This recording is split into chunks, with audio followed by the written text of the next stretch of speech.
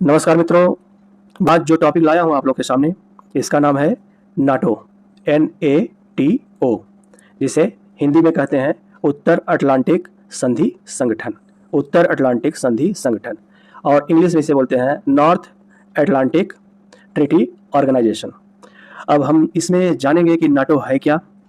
आजकल यह अंतर्राष्ट्रीय घटनाक्रम में सभी समाचार पत्रों में महत्वपूर्ण रूप से क्यों छाया हुआ है, और आए दिन हम इसके बारे में क्यों सुनते हैं, और हम इसके गठन के बारे में जानेंगे, इसका इतिहास जानेंगे, इसके गठन का कारण क्या था, इसका स्वरूप कैसा है, इसका उद्देश्य क्या है, मतलब किस लिए इसका गठन किया गया, और इसका प्रभाव क्या है, मतलब यह अब तक कितना प्रभावी रहा है, और इसी प्रकार अंत में दोस्तों इसका मूल्यांकन भी करेंगे।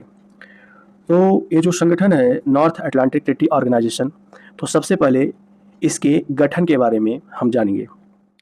तो सबसे पहले हम इसका इतिहास जानेंगे कि यह गठित क्यों हुआ है और इसका इतिहास क्या है। तो हुआ यूँ मित्रों कि आप लोग जानते हैं कि द्वितीय विश्व युद्ध 1939 में शुरू हुआ और 1945 में द्वितीय विश्व युद्ध का समापन हुआ। तो 6 वर्ष जो द्वितीय विश्व युद्ध चला, तो उसके बाद क्या हुआ, दुनिया दो विरोधी खेमे में बढ़ गई। पहला खेमा था अमेरिका, USA, और दूसरा जो गुट था वो था USSR, मतलब सोवियत संघ, जिसे शॉर्ट में बोलते हैं। ठीक है, सोवियत संघ, तो जिसका उत्तराधिकारी आज रूस है। सोवियत संघ जब टूटा तो उसमें उसका उत्तराधिकारी रूस बना। तो USA और USSR दो गुटों में दुनिया लगभग विभाजित हो गया। तो इस दौर में इन दो देशों के बीच क्या शुरू हुआ, शीत युद्ध। तो शीत युद्ध वास्तव में युद्ध जैसी एक स्थिति होती है जिसमें युद्ध होता नहीं, लेकिन संभावना बनी रहती है किसी भी समय शीत युद्ध जो है गर्म युद्ध मतलब वास्तविक युद्ध में परिवर्तित हो जाएगा। तो ऐसी स्थिति आ रही थी कि विश्व के कई देशों में अमेरिका और सोवियत संघ किसी न किसी रूप में आमने सामने आ जा रहे थे, प्रत्यक्ष या अप्रत्यक्ष रूप से। तो अब इन दोनों के बीच जो टकराव हो रही थी, इस टकराव से निजात पाने के लिए, अपने को सशक्त बनाए रखने के लिए अमेरिका ने एक सैन्य संगठन का निर्माण किया। तो उस सैन्य संगठन का नाम ही है नाटो। तो अब समझ में आई बात मेरी कि नाटो क्या है। नाटो वास्तव में इसका गठन किया गया एक सैनिक संगठन के रूप में, एक सैन्य संगठन के रूप में। तो स्थिति ऐसी है कि 1949 में इसमें 11 और देश मिलकर, मतलब कुल 12 देश जो है मिलकर एक सैन्य संगठन का निर्माण करते हैं जिसका नाम है नाटो। ठीक है, तो NATO North Atlantic Treaty Organization 1949 में स्थापित हुआ और यह 32 सदस्यीय एक अंतर सरकारी सैन्य गठबंधन है। मतलब वर्तमान में इसके कुल 32 सदस्य हैं और यह अंतर सरकारी सैन्य गठबंधन है, नॉन गवर्नमेंटल सैन्य गठबंधन है।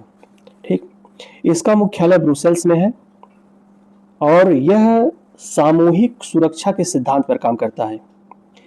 तो इसके अनुच्छेद में ही लिखा है, जो इसका संविधान बना है, मतलब इनका जो कानून बना है, उसके अनुच्छेद 5 में यह लिखा गया है कि एक पर हमला सभी पर हमला माना जाएगा। किस पर? एक पर हमला सभी पर हमला माना जाएगा। अर्थात यह सैन्य संगठन सामूहिक सुरक्षा की अवधारणा पर काम करेगी। तो मान लीजिए इसके अभी 32 सदस्य हैं। 32 सदस्य में से किसी एक सदस्य पर कोई देश आक्रामक होकर हमला करता है तो बाकी जो 31 सदस्य हैं वो उस देश के साथ जो है हमलावर के खिलाफ एकजुट होकर लड़ेंगे। ठीक, तो यही इस संगठन का सबसे बड़ा फायदा है। मतलब यह एक 32 देशों का सैन्य संगठन है। तो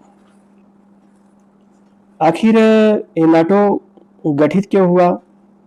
तो मित्रों, सबसे पहले नाटो का परिचय दे दिया जाए, जैसा कि नाटो का गठन और इतिहास कैसा रहा है। तो आइए हम बताते हैं आपको। नाटो अर्थात नॉर्थ अटलांटिक ट्रीटी ऑर्गेनाइजेशन, उत्तरी अटलांटिक संधि संगठन, यह 4 अप्रैल 1949 को वाशिंगटन संधि के तहत स्थापित हुआ। 4 अप्रैल 1949, इस तिथि को आप लोग ध्यान रखेंगे कि नाटो का गठन कब हुआ, 4 अप्रैल 1949। और इसका मुख्यालय बेल्जियम के ब्रुसेल्स में है। ठीक, तो कहाँ है? बेल्जियम के ब्रुसेल्स में। तो इसका मुख्यालय कहाँ है नाटो का? ब्रुसेल्स में। जीके में क्वेश्चन आता है कि नाटो का मुख्यालय कहाँ है, तो इस पर आप ध्यान देंगे, बेल्जियम में है ब्रुसेल्स। इसमें वर्तमान में कितने सदस्य हैं? तो वर्तमान में इसके 32 सदस्य हैं। कितने सदस्य हैं? 32। तो मार्च 2024 में इसमें 32वां सदस्य जुड़ा जिसका नाम है स्वीडन।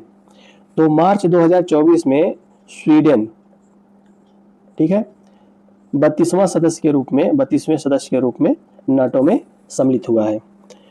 ठीक है, तो मार्च 2024 के बाद नाटो में जो है कुल 32 सदस्य हुए। स्वीडन नाटो का अंतिम सदस्य है। ठीक है, तो अब आगे इसको समझेंगे कि आखिर इसका उद्देश्य क्या है। उद्देश्य इसका है राजनीतिक और सैन्य साधनों के माध्यम से सदस्य देशों की सुरक्षा सुनिश्चित करना।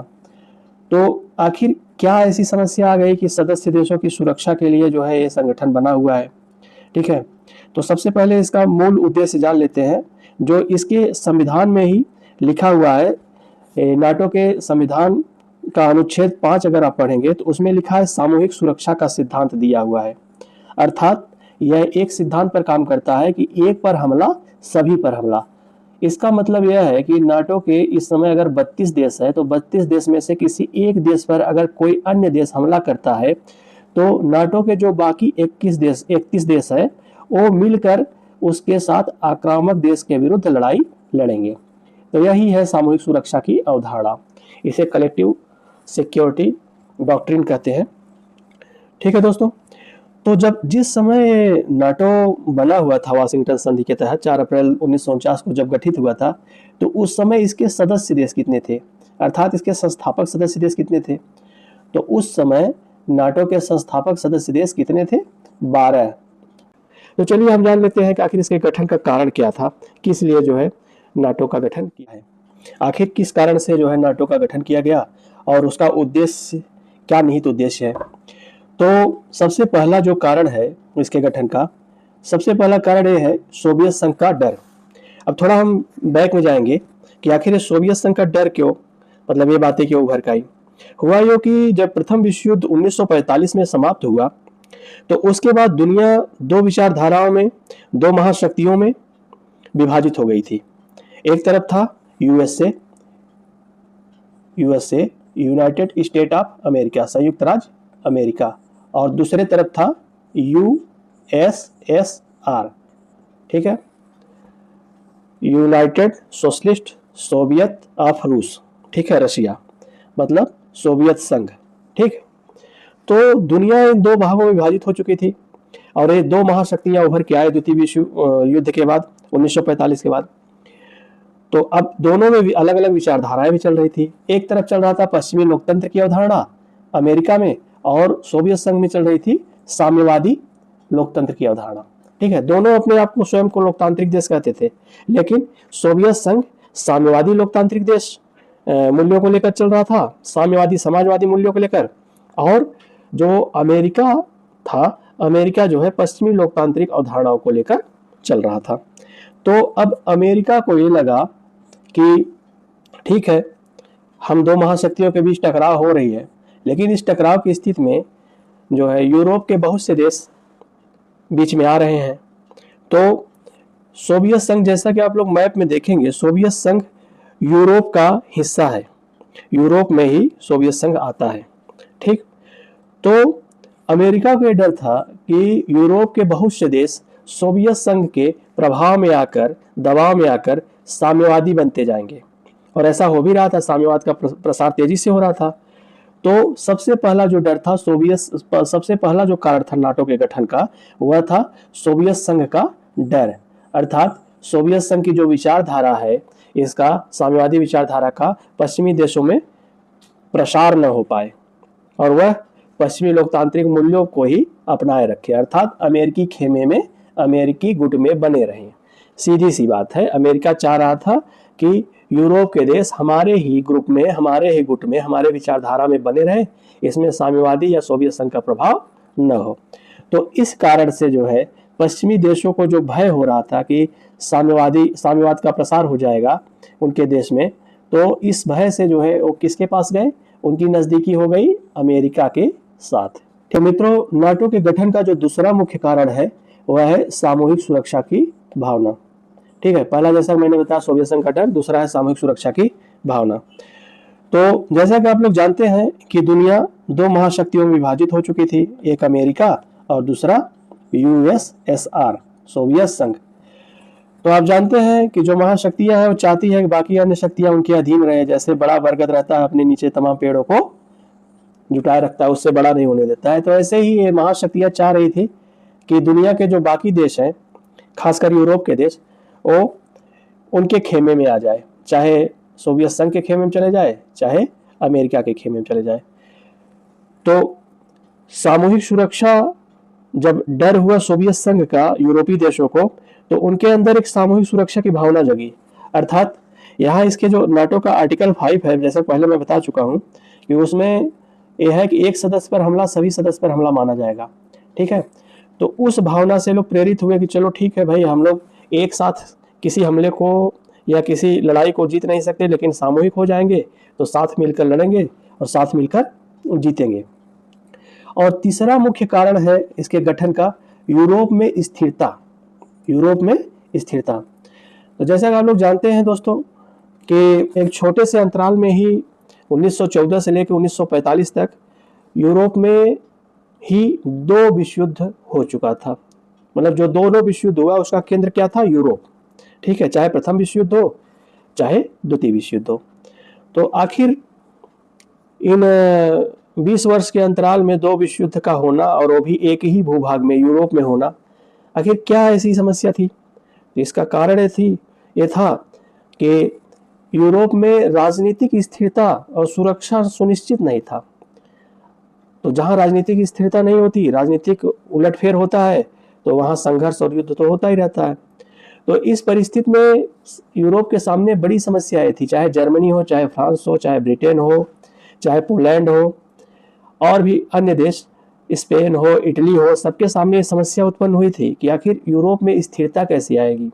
क्या 2 विश्व युद्ध में जो महाविनाश हुआ, इस महाविनाश में से निजात पाया जा सकता है? उसके बाद और डर आ गया था कि अब तो सोवियत संघ जो है हमारे एकदम निकट पे है, बॉर्डर पे है, और किसी भी समय जो है फिर नया युद्ध भड़क सकता है।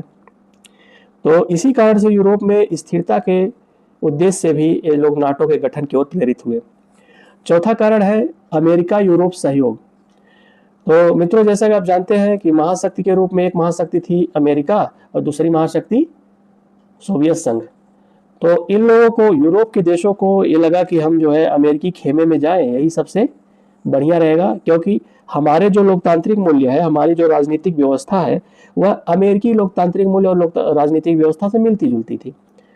क्योंकि इन देशों में साम्यवाद का प्रसार नहीं हुआ था, तो वहाँ की जो सत्ता थी, जो राजनीतिक सत्ता थी, उनको ये भी भय था अगर साम्यवाद आया तो हम तो उखाड़ फेंके जाएंगे, जो हमारी राजनीतिक पद्धति है तो उखाड़ फेंका जाएगा।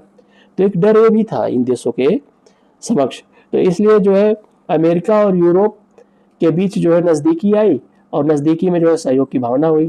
तो यूएस यूरोपियन जो कोऑपरेशन है, इसके कारण भी जो है नाटो के गठन को प्रेरणा मिली। और पांचवा जो एक प्रमुख अंतिम कारण है वह यह है कि लोकतंत्र की रक्षा। देखिए, अमेरिका की खासियत है, वो जो भी कार्य करता है उसके पीछे एक आइडियोलॉजी दिखाता है, कोई न कोई विचारधारा लाकर ही वो कार्य को करता है।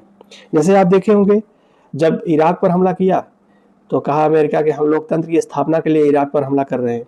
अफगानिस्तान पर जब कार्रवाई किया, हम लोकतंत्र की स्थापना के लिए कर रहे हैं, हम मानवता की रक्षा के लिए कर रहे हैं।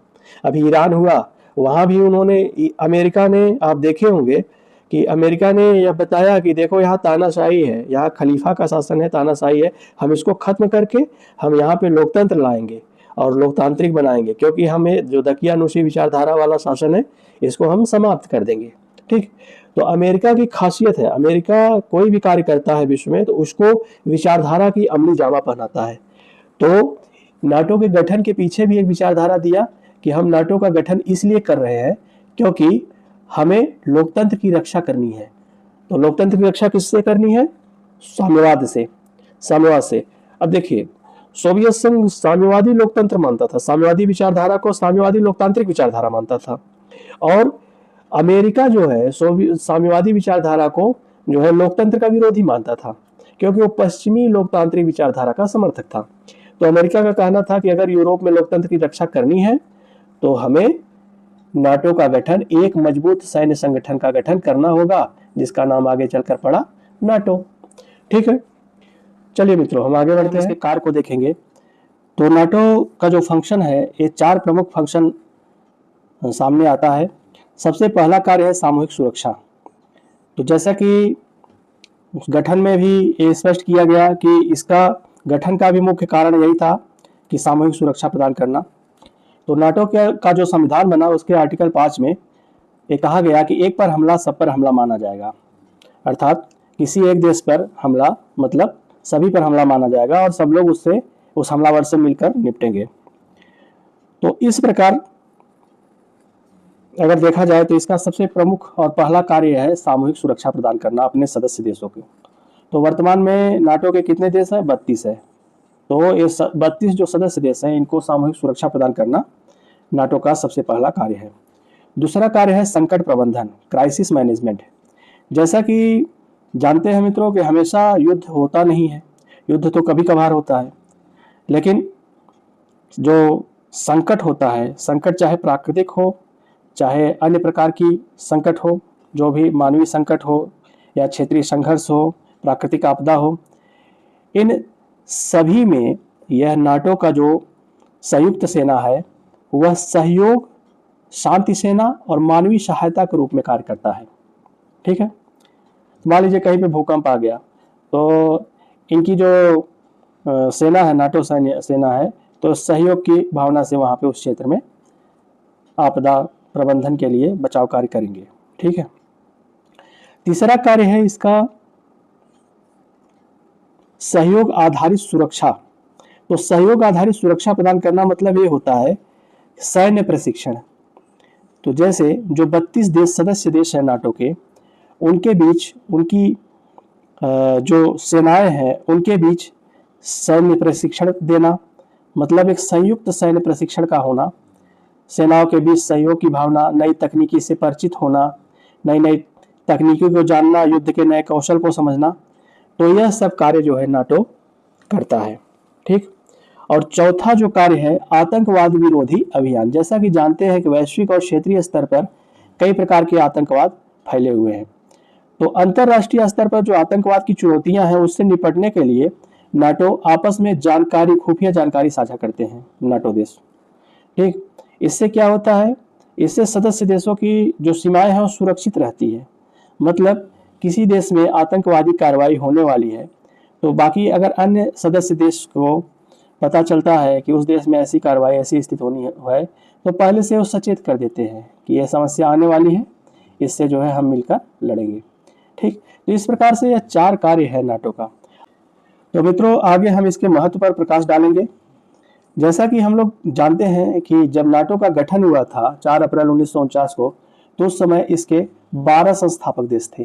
कितने थे? 12। और आज वर्तमान स्थिति में मई 2026 की स्थिति में इसके कितने देश हैं? 32। तो आखिर क्या कारण था कि 12 से बढ़कर लगभग 3 गुना हो गए, 32 देश इसके सदस्य हो गए। इसका मतलब किसी न किसी प्रकार से नाटो का महत्व बना था और बना हुआ है।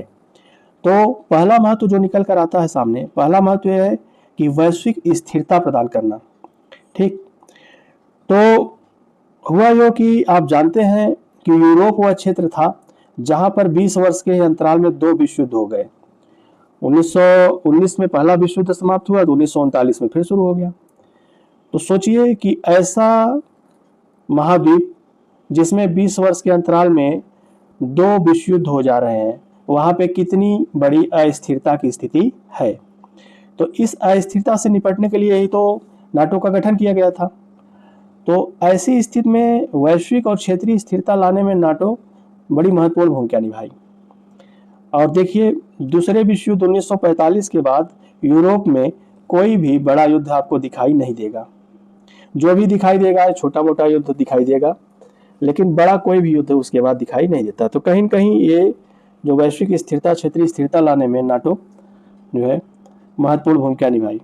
दूसरा चीज ये है कि जब ये मिलकर एक साथ मिलकर सैन्य संगठन बनाए, 32 देश जब एक साथ सैन्य संगठन तैयार हो गया तो आज ये डिटरेंस का काम कर रहे हैं, प्रतिरोध का काम कर रहे हैं। अर्थात नाटो के किसी भी सदस्य देश पर कोई भी देश अगर हमला करना चाहे तो वो 10 बार सोचेगा। इसका उदाहरण मैं आप लोगों को बताऊं, आज रूस जो है यूक्रेन पर क्यों हमला किया?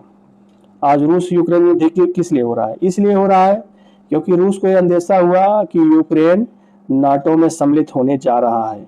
मतलब नाटो का 33वां देश यूक्रेन बनने जा रहा है। तो इसी डर से, जैसा कि रूस कहता भी है, तो इसी डर से रूस ने इस पर यूक्रेन पर हमला कर दिया। और रूस का कहना था कि ऐसी स्थिति आ गई है कि हमारी सीमा तक नाटो आ चुका है। इसके पहले स्वीडन नाटो का 32वां सदस्य देश बना, तो उसका भी हवाला देते हुए रूस बोला कि हम ये नहीं चाहेंगे कि एक सैन्य संगठन हमारी सीमा पर आकर हमको चुनौती दे। ठीक है, अच्छा, अगर रूस यूक्रेन जैसे देश पर हमला कर सकता है तो क्या स्वीडन पर हमला नहीं कर सकता? बिल्कुल कर सकता है। स्वीडन को चाहे तो 2 दिन में, 48 घंटे में जो है अपने कब्जे में कर ले रूस। जैसे क्यूबा को 4 घंटे में अमेरिका ने कर लिया, वहाँ के राष्ट्रपति को हेलीकॉप्टर में भर के लेके चले गए। तो ऐसे ही स्वीडन कोई बहुत शक्तिशाली देश नहीं है, लेकिन अपनी सुरक्षा के लिए वह नाटो में सम्मिलित हो गया। उसने चालाकी करके समय से सम्मिलित हो गया। यही अगर यूक्रेन भी समय सम्मिलित हो गया होता तो आज ये नौबत नहीं आती। तो रूस स्वीडन पर हमला करने से इसीलिए डरता है कहीं न कहीं कि उसे केवल स्वीडन से नहीं लड़ना पड़ेगा, स्वीडन के साथ 31 और देशों से लड़ना पड़ेगा जो कि नाटो के सदस्य हैं। तो चलिए देखते हैं। तो पहला महत्व है कि इससे वैश्विक स्थिरता और डिटरेंस की भावना आई, प्रतिरोध की भावना आई। दूसरा यह है लोकतांत्रिक मूल्यों की सुरक्षा हुई।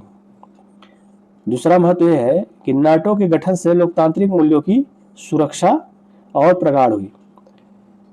नाटो केवल एक सैन्य गठबंधन नहीं है, बल्कि यह व्यक्तिगत स्वतंत्रता, लोकतंत्र, मानवाधिकार और कानून के शासन जैसे साझा मूल्यों की रक्षा करने वाला एक राजनीतिक मंच भी है। तो जैसा कि आप देखेंगे, कहीं भी अगर ये कुछ कार्रवाई करते हैं नाटो सदस्य देश, तो उसके पीछे कोई न कोई आइडियोलॉजी, कोई न कोई अपनी विचारधारा रखते हैं। और उस विचारधारा में सबसे महत्वपूर्ण होता है स्वतंत्रता, मानवाधिकार की रक्षा करना, कानून की शासन की स्थापना करना। तो यही सब तो हवाला देके जो है अमेरिका के नेतृत्व में नाटो कहीं भी घुस जाता है। आप देखेंगे कि इराक में जो कार्रवाई हुई तो मानवाधिकार की सुरक्षा ही तो करने के लिए घुसे थे। आज ईरान में भी कहते हैं कि तानाशाही का अंत करने के लिए, लेकिन यहाँ पे तो ट्रम्प साहब को मुंह की खानी पड़ी, अमेरिका को बैकफुट पर आना पड़ा कि नाटो के जो उनके सदस्य थे वो सामने आ ही नहीं रहे बेचारे। उन्होंने भाई आपका युद्ध है, आप लड़िए, हम नहीं आएंगे बीच में। तो इसलिए जो ट्रम्प साहब आज बौखला के बोल रहे हैं कि नाटो की प्रासंगिकता नहीं है, नाटो को टूट जाना चाहिए, नाटो खत्म कर दिया जाना चाहिए, तो बौखला कर वो बोल रहे हैं। वो जो है दुखी होकर बोल रहे हैं कि भाई आज ऐसी स्थिति आई है, आज एक बार फिर हम मानवाधिकार, स्वतंत्रता और लोकतंत्र की स्थापना करने के लिए आगे बढ़ रहे हैं, तो आप हमारा सहयोग ही नहीं कर रहे हो, तो क्या मतलब है ऐसे नाटो का। तो हम पॉइंट पर आते हैं कि नाटो का जो दूसरा महत्व है कि ये लोकतांत्रिक मूल्यों की सुरक्षा के लिए जो है ये अग्रसर रहते हैं। और तीसरा ये है कि सैन्य एकीकरण की भावना। जैसा आप जानते हैं कि जब कहा जाता है ना एकता में शक्ति होती है, तो बस उसी मूल भावना से ये लोग सैन्य शक्ति का एकीकरण कर लिए हैं और उसका लाभ इन्हें मिल रहा है, उसका लाभ इन्हें स्पष्ट रूप से मिल रहा है। और किसी भी हमलावर देश के विरुद्ध एक बहुत ही प्रभावशील देश संगठन के रूप में सामने आते हैं और इनकी जीत लगभग तय हो जाती है और इनकी सैन्य क्षमता वास्तव में अतुलनीय हो जाता है। और अगला जो महत्व है, आज केवल युद्ध का खतरा नहीं है, आज कई प्रकार के युद्ध का खतरा है।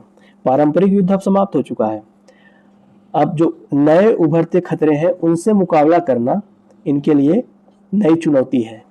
ठीक है, और इस चुनौती से सुचारू रूप से लड़ भी रहे हैं, उसका सामना कर रहे हैं। जैसे मान लीजिए साइबर सुरक्षा की समस्या आ गई, उससे लड़ रहे हैं। अंतरिक्ष वार, स्पेस वार की समस्या आ गई, उससे लड़ रहे हैं। जलवायु चुनौतियां जो आई, बायो वेपन का यूज होता है, जैव हथियारों का प्रयोग हो रहा है आजकल, तो जलवायु की समस्या तमाम चुनौतियां आ रही हैं, उससे लोग उस खतरे से लड़ रहे हैं। तो इस प्रकार देखा जाए तो नाटो का महत्व आज भी वैसे ही है जैसे कि पहले था। इसी प्रकार ये आज प्रासंगिक भी बना हुआ है। तो निष्कर्षतः यह कह सकते हैं कि नाटो आज के समय में पश्चिमी देशों की सुरक्षा का रीढ़ की हड्डी माना जाता है। और आज भू राजनीतिक परिदृश्य जो बदलाव आया है, भू राजनीतिक परिदृश्य में जो यूरोप में तनाव था, आए दिन संघर्ष और युद्ध हो रहा था, उसमें कहीं न कहीं जो बदलाव लाया है उसमें प्रमुख भूमिका रही है नाटो की। तो भू राजनीतिक स्थिरता लाया है नाटो। तो इस प्रकार अगर देखा जाए, संक्षेप रूप में कहा जाए तो नाटो निरंतर विस्तार हो रहा है नाटो का, विस्तृत हो रहा है निरंतर, और यह धीरे धीरे और सशक्त होता जा रहा है। अब ये बात अलग है कि इसका भविष्य क्या है। भविष्य, चूंकि नाटो का सबसे प्रमुख जो देश सदस्य देश है वह है अमेरिका। अब अमेरिका का कहना है कि ईरान कार्रवाई में नाटो का साथ नहीं दिया, वादा खिलाफी हो गई, नियमावली को फॉलो नहीं किए, तो इसलिए अब नाटो का कोई अस्तित्व नहीं है, इसकी कोई प्रासंगिकता नहीं है। तो अब देखते हैं आने वाले दिनों में क्या नाटो रहेगा या टूटेगा या इसमें बिखराव आएगा। जो भी होगा वो आगे पता चलेगा, लेकिन आज की स्थिति में यह प्रासंगिक बनी हुई है। तो दोस्तों, आशा करता हूँ आज का यह वीडियो आप लोगों को पसंद आया होगा, और जैसा भी सकारात्मक नकारात्मक जो भी पक्ष दिखे, कृपया आप उसको कमेंट में ज़रूर लिखें ताकि हमको भी पता चले हमारी कमियां। इसी के साथ मैं अपनी वाणी को विराम देता हूं। नमस्कार।